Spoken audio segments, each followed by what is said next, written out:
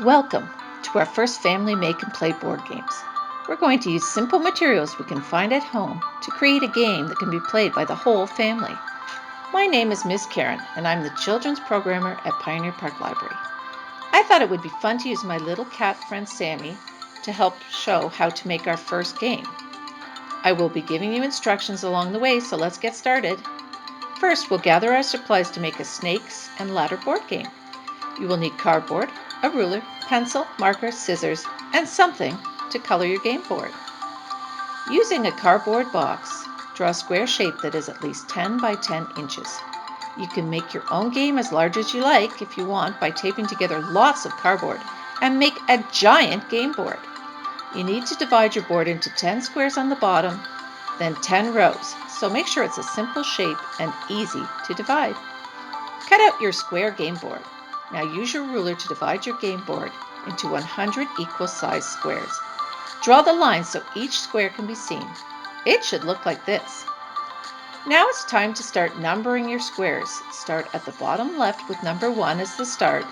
Move to the right, then up and left, and repeat till you have 100 as the finish. You could make a smaller board from 1 to 50 if you prefer. Once you have all the numbers drawn, write start on the number 1 square and end on the 100th. Everything looks great, so we're going to make our own snakes and ladders. You can do this a couple of ways. First, use either paper or more cardboard. Draw some fun snakes and ladders that you can color and cut out.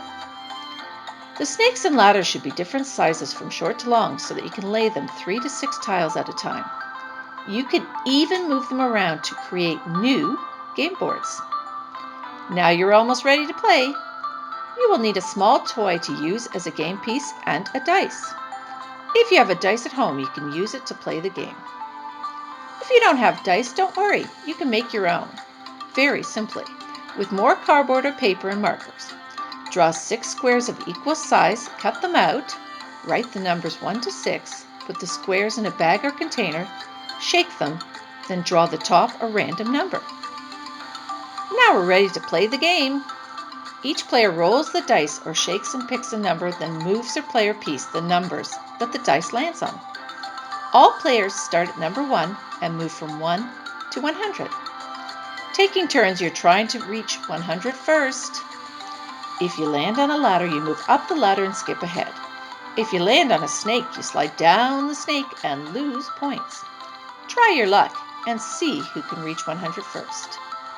Join me and Sammy next week for another fun installment of KPL Presents Family Make and Play. Next week, we're making a super fun and easy donut memory match game. So we'll see you then. Have a great day.